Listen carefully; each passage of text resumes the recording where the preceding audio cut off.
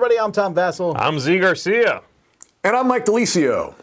Today we're taking a look at the latest game from Daily Magic Games called Guild Academies of Valeria. And I make a lot of fun of this series because of Valeria. They're definitely trying to minimize the Valeria in the name of their games, although I would argue that Guild Academies is not the name you want people to be spouting off about your game. But in this game, you have a magical school, and you are trying to attract smart students and make them smarter, have them graduate and go out on quests. I believe Mike is going to show us how to play this thing, so let's get started with that. All right, here we see a game of Guild Academies of Valeria all set up. I'm just going to give you a very basic overview on what the game's about, just to give you a sense of how things flow. So the general idea is that every player is creating their own Guild Academy where they're going to be recruiting students that come in on these docks. They're going to be adding new buildings represented on these tiles, and they're going to be training these students to get better skills and eventually go out on quests with their newfound knowledge. All right, so the way the game works is that you're going to go through a number of phases in a round, starting with the recruitment phase. Then you're going to do the education phase, the questing phase, and the restoration phase, which is really just kind of a cleanup. You're going to be playing over 4 rounds that are tracked on the 4 corners of the board, and whoever has the most victory points, which is tracked around this outer track, is going to be the winner after 4 rounds. All right, so you start with some items on your player board. Everyone's going to have their own player board like over here. And let's start off with the recruitment phase. This is essentially kind of like a worker placement. You've got these 4 docks down here at the bottom and spots for you to place your workers here. So I'm just going to go kind of step by step through these very quickly and show you how they work. If you send a worker to the Castellan dock, every time you go to one of these docks, you have to recruit one of the dice, unless you're going to take a banking action, which I'll talk about here in a second. So at the Castellan dock, you're going to be getting these gray tiles that you'll add to your Guild Academy there. So let's say that I wanted to draft this gray die here, the student, which is a shadow student. You have to pay gold equal to the cost or the number of pips on the die. So you start the game with 6 gold. I would go ahead and knock that down, and now I'm down to 1 gold, but then I would do the action here, which is to draft one of these tiles, including the face-up stack. You can draw the top from there, all right? You can pick any of them, and then you would place it into your academy here, all right? The rules for this is that it just has to be orthogonally adjacent to any tile or to your bottom of your board. So let's say I placed it here. The reason why I might want to place it here is that you kind of see these little pie wedges, and if you can ever get a complete circle, you can then get a monument, which you can place right out. You can get from over here. Let's say I took this bottom one, those would slide down to refill. And now, at any point in the game, I could, if it has one of these lightning bolts like it does here, utilize that by flipping it over and taking the associated action. So in this case, this is just saying you can get yourself a professor from the lineup. So let's say I went ahead and did that right away, and I grabbed one of these professors from the lineup, put it in my little area, slide these down, refill from the back. Okay? That's what you're doing at the Castellan deck, or Castellan, or I'm not sure the pronunciation actually. You are drafting a die and getting one of these gray tiles. The Ministry dock, you'll be drafting a die, and you're going to be doing an action up here. So up here at the top, you've got these different ministers, the green ones and the purple ones. And what you're going to do is you're going to take one of your little markers here, and you're going to place it on one of those. All the purple ones are endgame scoring, so you're not likely to go there in the first round of the game. If you go down to one of these spots, what they're going to do is they're going to allow you to usually get some type of benefit, some kind of a reduction in cost, or a chance to make a die wild. So I here went to the Minister of Professors, which now means that when I go to the Fountain Dock, which I'm going to talk about next, you pay 2 less gold to get the die from there, okay? The other thing you're going to do is you're going to get one of these tokens, which is denoted right there. And these are going to give you the ability to do something at any point. You can kind of turn this over to do it at any point. In this case, basically, it's telling me I can pay a magic to put a monument on an incomplete circle. So maybe I just keep that by my board and use it when I want to do that. All right. Then you've got the fountain dock, which I talked about a moment. You would draft a die from here, and then you're going to choose one of these professors that are on the line there. And also you'll get 2, I think they're called knowledge points. Let's see if I can find that on here. There's a big kind of a thing there, but it doesn't say it. I'm going to call them knowledge points because what you're doing is basically pipping up the dice that you have in your area here. So you'd be able to pip up 2 points. So let's say I pipped this one up to 5 and this one up to 5. All right, eventually. Okay, that's what the fountain dock does. Gets you a professor to put in your spot, gives you some knowledge to add to your students. Finally, you've got the benefactor dock, which you'll draft a die from there, and then you're going to get one of these green tiles over here, okay? And this is the biggest stack. These are going to be the ones you're probably going to be drafting most often, and you add it into your area. So now I have an incomplete one here. Maybe I would spend a magic to flip this over, and now I could put a monument there, all right, just to kind of show you how that would work. So every time you are placing, you're going to be going to one of these docks, or you're going to take the banking action. And basically what that allows you to do is take a die, and you'll often want to do these on the small pip dice, and you're going to get some gold for it. So what the banking action says is that you'll take a base of 8 gold and subtract the number of pips on the die, and you get that much gold. So here, you're going to get this 2, you'd put it in your area, and you're going to get 6 gold right away. Okay? So you can do that every time that you would go to one of these docks. You can, instead of taking the action of the dock, you can do the banking action. Okay?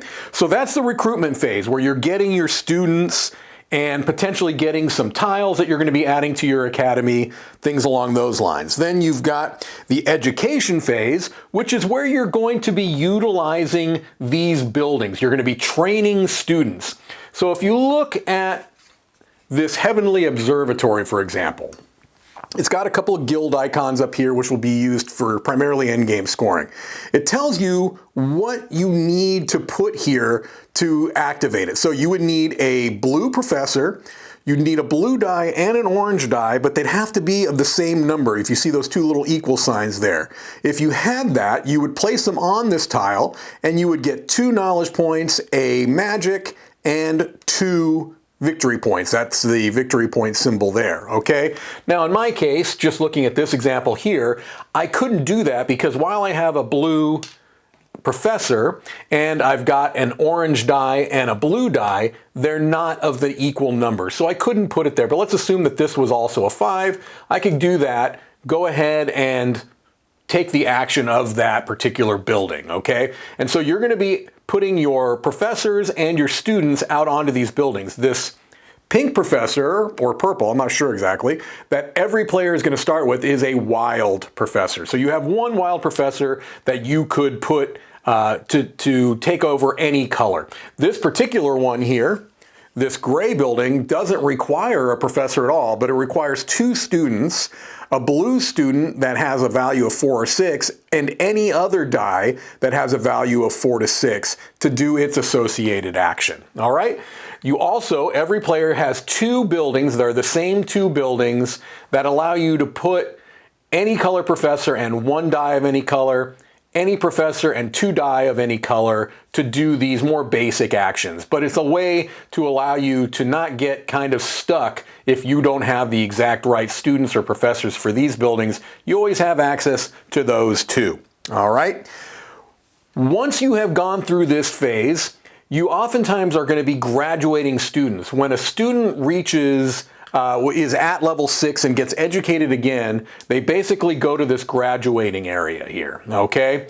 So let's say that these had gotten bumped up and they had graduated, these 2 students. Then you go on the questing phase, all right? And the questing phase is where you look down here and you've got these 4 different quests that are associated with the 4 different guilds in the game. And so what they are going to be telling you is we're looking for a particular requirement. So for this quest, to light the signal of Aquila's will, you need to have a blue student that's graduated, any other color graduated student, and you're going to get 1 magic and 2 victory points. All right, so let's say I've got these students right here. I can actually put those there because they fulfill that requirement. I'd place one of my little torches on there to show that they've gone on that quest and completed it. I would gain the benefits right away. And then you also move along this track for every one that you have completed. So there is a possibility to even complete more than 1. If you completed 2, then you would move over. It would allow you to place another of your markers up here. Every player has 3 of them, and it would allow you to get a purple building. Now, these purple buildings are all end game scoring, okay? And so the only way you're going to get these is by moving along this track by completing quests. And so this one is basically saying at the end of the game, you're going to get a point for every pair of these 2 guild symbols. And you'll find those on your buildings. You'll find them sometimes on the monuments. There are various ways you can get those, but you put them into your area like anything else. And if they fulfill a monument like this, you go ahead and pop that on there as well. Now, as I said, the purple counselors or ministers up there are all endgame scoring as well. So oftentimes what you're going to be doing is spending the first at least 2 of 4 rounds getting the benefits of these, and then taking the ministry action to move them from the green spots to the purple spots so that you're now, at the last round of the game, have all 3 of your markers on endgame scoring. At least that's the way that you would ideally like to do it. All right. When students go on quests, they go back into the bag. They don't go back to your academy, and the cards, the ones that get actually completed, get removed, and in the later rounds they're going to have quests that give you more points, but they can be a little bit more challenging to complete. And all 4 of the guilds work the same way, where you've got kind of ascending value of points. That's essentially the game. You're going to go through those phases. There'll be a bit of a cleanup, and after 4 rounds, whoever has created the most successful Guild Academy is going to be the winner. Let's head back over and we'll let you know what we think.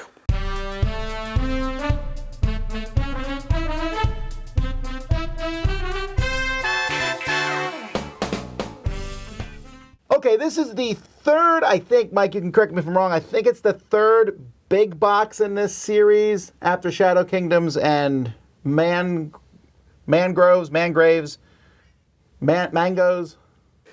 It's Margraves of Valeria. Yeah, I think you're right, Tom. I think this is the 3rd of the big box. The other ones were all smaller box card game type things. And there's a roll and write too in the series. Oh no, there's a bunch of them in the series. I'm saying this is the bigger ones. The big box, yeah. And I tend to like the bigger ones better in this series. There's a couple weird things though. This rule book, I don't know what happened with this white border around the outside. It has incredibly tiny font for the setup. It's not bad. I was able to figure out how to play the game from this and everything. But between that and a few other, it feels the components are mostly good. Sure. But it feels like there's a few things that are not as good as they could have been. I guess component-wise, maybe production-wise, I should say. I could see it feeling like a 0.9 release a little bit. Like it's almost ready to go, you know? But it's minor stuff. I certainly didn't feel those things while I was playing. I also wasn't looking at the rule book, you know what I mean? Is my but biggest, it's just a weirdly shaped rule book and stuff, but that's minor. I will say that the Art of the Miko is a big part of this, and I actually enjoyed it a little more than normal because I like looking at the council and trying to figure out who he was putting in there. I mean, is that Dumbledore? Is that Gandalf? Is that whoever is in each of these things? There was some nice little winks to characters from literature and what have you. And I like it when he does buildings also, because he often draws people, and they're interesting, but they do tend to look the same. You know, it's his style.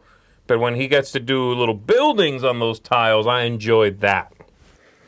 Yeah, there's kind of a mixed bag with the production. I think it's overall good. The couple of little issues I had with it, one Tom mentioned, the rule book. It's funny because, Tom, you recently did this video, a plea to publishers, and one of the things you talk about are rule books that are odd-sized or exactly the shape of a box or whatever. And I did happen to use this rule book as the photo example of weird-shaped ones because it's just, yeah, it's bigger than it needs to be with really tiny font, and it does look like it was like not quite ready to go, you know? Anyway, that being said, the other little issue I have is that I did wonder if the board was too big, because with the big board and the big tiles that you're putting on each side, and then everyone has their own pretty big player board that they're going to be putting those tiles on, it's a huge table spread. I'm not sure it needed to be, other than those icons on the board do need to be pretty easily visible. So yeah, I'm kind of teetering on the edge of the production being good, but with some odd little quirks, I would say. Now, I do think the icons, for the most part, are pretty good, with, again, there's a pretty big exception here, and that is on the dice. Sometimes there's little numbers written or little equal signs or something that are hard to see, like this die needs to be a 2 to 3. Yeah, and they show you the die, the little symbology is a die at an angle to you, and on the face that's facing up, you see a little like 3 through 6 or whatever. And it's like, wow, that is barely there because it's like literally holding it at an angle away from you. Yeah, and I would have missed that. I thought, though, that's my only quibble. I thought the rest was good. But you mentioned you like the buildings. I mentioned I like the council. Unfortunately, I feel like there's zero theme in this game. Oh, sure. This isn't going to affect my enjoyment of the game a lot. I just, you know, like this building. I'm like, ooh, I got this building. What does this one do? Well, you need to stick these things into it. I was, even when I was explaining it to you, I was calling them, we're going to run our machines. You're not running machines. You're having class and stuff. But it just, I didn't feel that. I'll give it one thing. I think there's one thing it does thematically that I did enjoy, and that is the dice as students is a clever idea. That you are matriculating these kids, or whatever, little, I don't know, magic users, whatever. They level up as they go to classes and visit things, and then when they graduate, you send them out. Go deal with the bugbear in Shadow Woods. I liked that. Okay, that worked. That's it. Everything else is, you're right, pretty kind of soulless, or at the very least, you know, Euro style. But I like the concept of the graduating students. I'm going to push back a little bit on this. It's a Euro game, right? So it's not a thematic game at heart, but I think they do some really nice touches, thematic touches, to kind of give you a little bit better of a sense of the theme of the game. And what I'm getting at is that if you look at those buildings, they are thematically tied. So in other words, if this particular building, this classroom, is a shadow type of a classroom, they want you to have a shadow professor going there. They want you to have at least one shadow student going there, which are the gray ones. So I don't think it's completely soulless or themeless, and the quests also have a bit of a tie, so that if you're going to that bugbear quest, for example, they want you to have one of the warrior students there, the red ones. So I actually think they do a decent job in a Euro game to inject a bit of theme. They weren't just arbitrary. You know what I'm saying? It's like the buildings were not completely arbitrary. The quests are not completely arbitrary. Would I call it a thematic game? No, but I think they do a nice job of giving it some sense of thematic connection to what you're doing. Okay, I'll buy that. Yeah. I do like the main flow of the game. You're picking, essentially, if you think about it, you're picking 3 out of 4 actions.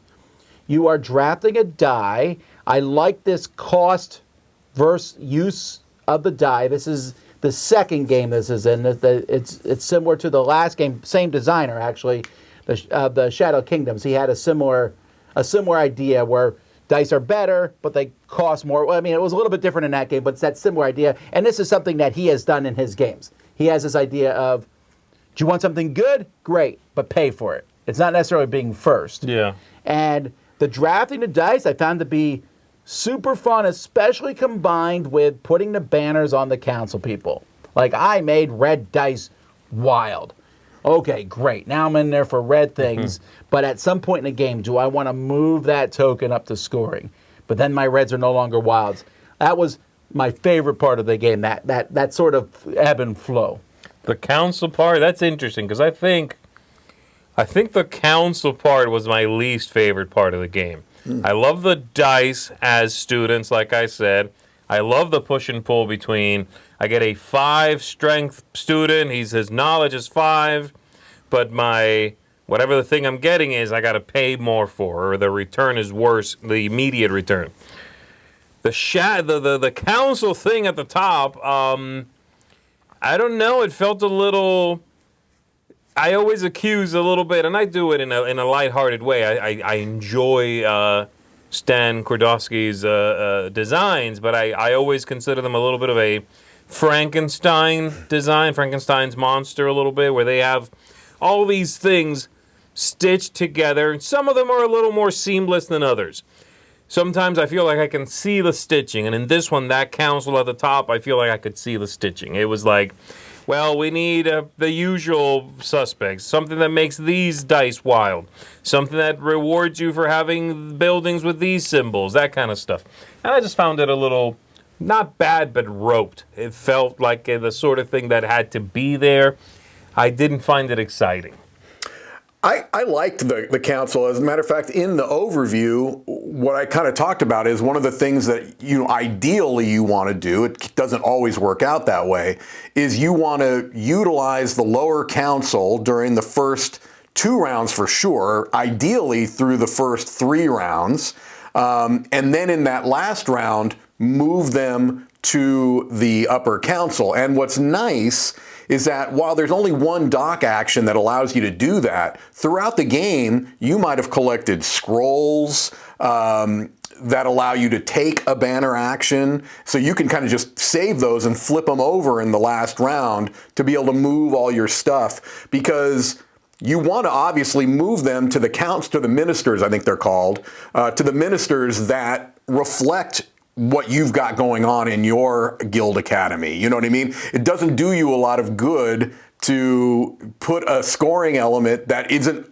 applicable to what you've been doing. And so you have to kind of wait until later in the game to be able to do that. So I really did like that kind of timing element of getting the benefits of the lower ministers through the first 3 rounds, and then ideally trying to get them all up to that upper area in the last round. And also because really the only other end game scoring that you're going to be getting is going to be coming from those purple buildings that you're putting up there, the guilds, I can't remember what they're called, but the purple end game scoring ones. And you only get those by progressing on that track for completing quests. And so I kind of liked that connection between that end game scoring and the timing element of it. I liked it too. In fact, in one game, I definitely didn't even take someone to the upper council because it was more useful to me to have like all my red graduates wild so I could send them out to get more points at the end. One thing I like about the game is it gives you good stuff no matter where you go. Go here, get a tile. That tile's going to let me run stuff, but also I put that there. I made a spot for a monument. That monument gives me a bonus. go here, get a tile I can flip over, and I like that. I do feel like the face-up pile is fiddly. In fact, in the one game I took the face-up, I took the piles and put them next to the board face down and just had lines of face-up stuff. Yes. Because a face-up stack can get kind of a pain. It can block your view, and face-up stacks of whittle tokens is fiddly. Well, Mike talked about how the game is a little bit of a table hog. That's one thing they do to reduce that, but it's annoying. But, I want to be clear, I really like this game. I'll just actually jump in here and give my a final opinion. I've given it a 7.5. I found it to be fun. I like all the aspects. I don't know that there's anything that's particularly brand new in this, but I enjoyed the mix of it. And for me, even though you said it was weak, the biggest element of the moving the tokens around the council was fun. And I also really appreciate when I first saw that council, I was like, I got to memorize all these people. But they were all very similar, especially the lower council. All very similar, so it made it easy for me to remember everything. My only qualm, and I saw this in action, is the randomness of those purple tiles. The building tiles are a lot of points. And the last game I played with you, I got hosed. He straight up lost the game. It was a close game. Yes. He straight up lost the game because on the final turn he was able to get a purple building, and the 4 that were available, or 3, or whatever for him it was, the ones that were available to you, you could not get, they were all just low points. He picked one, it was my turn, and though I took the one that gave me a decent amount of points, but would have given him enough to have won the game. Yeah, basically after I took the flip is like fantastic for me. I'm like, oh, okay, well, that's just... And again, I think it was a game changer. Like, I would have won. No, you would have won, for sure. Yeah, so... And you could argue and say, don't let yourself get that close, but there's not that many points in the game, period. Yeah. So I wondered about that. Like, I wish there was a, even if you draw off the top of the deck and you don't know what it is option, it would make you feel better. But that's my only other thing. Other than that, I really enjoyed it. I feel the same way, and I'm coming out at the same score, 7.5. I think we like maybe slightly different parts differently, but I really enjoy the dice manipulation in this game. It's super fun. You know you're going to get 3, I think it's 3, right, students every round. I love that. And then you can take that little ability of theirs, or just take the student and be like, forget this, I need money. So I do that, like, die, 8 minus the die, boom, cash. You could do that. But then you have all these students, you have these professors, you can deploy them to different locations, they level up. I like the Euro-ness of it. I like manipulating all that stuff. Yes, the council's there, you kind of need to do those things to click on and turn off bonuses. And I do like the timing of choosing when you go from active bonus to end game scoring. You don't want to do it too late because some jerk might be there and then you got to give him points. But I like what's happening in it, and it's sort of both a sprawling game. There's, like I said, big footprint, plenty happening. It's also a fairly straightforward game, like an easily playable one. And I appreciate a game like this having a high playability. Yeah, you don't have to worry about rotating tiles that connect roads. They're just there. Yeah, it's easy to do. Connect the little corners, bam, you get a bonus. Use your little dudes. Once they finish leveling up, send them out to go do little quests. I like it. It's a 7.5 for me, yeah. And the only reason, again, it's not higher is I think some parts of it are going to get very samey very quickly for me, but I enjoy the process very much. I'm pretty close in line with you guys. I'm going to be giving it an 8. I like it maybe slightly more, but the difference between a 7.5 and 8 is really kind of ridiculous. To be honest, we all like the game. The replayability, I do agree with that. I have played it several times, and I still want to come back to it, so that's a good sign. But I kind of wish there were more quests now, and I'm saying that because I think that the Kickstarter edition came with extra quests. And this is tricky because this publisher has just recently announced that they're only going to be doing sales through crowdfunding or through their website. They've kind of come out and said, now we're a boutique publisher. This is how we're going to do it. And so maybe I don't have to make that a caveat, because I'm assuming that everyone that gets this game is going to get those extra quests. If they weren't there, I'd have an issue with that, because it's the same, 4 for each guild every game. The tiles do similar-ish things, right? They're going to usually give you some combination of either victory points or gold or magic. And so, yeah, I can see that getting a little samey after a while. But overall, I really do like the game. I agree with you, Zee, that it's a game that the structure is very simple and it makes it easier to teach. I actually do think that the theme helps with the teach as well, because it's pretty easy to understand this idea of dice are students. You're getting these students, you're sending them out with professors to classes to educate them, they eventually graduate, and you go out on these quests. Pretty simple to understand that idea. I also think that one thing that can easily be missed in the first game or two are those free actions that you can take. Those can be really crucial, especially in the last round or two. Those can be huge. You forget, I can just get one of these scrolls. I can just get these things by paying for them. And so I think that can be something that kind of shows itself as you've played through the game a few times. But yeah, a really fun Euro, a Stan Kordowski game. I agree that's kind of that little Frankenstein element. It seems to be his design aesthetic, and I like it. So there you go. Well, there you go, folks. That is Guild Academies of Valeria. I'm Tom Vassell. I'm Zee Garcia. I'm Mike Delisio. And we're learning magic.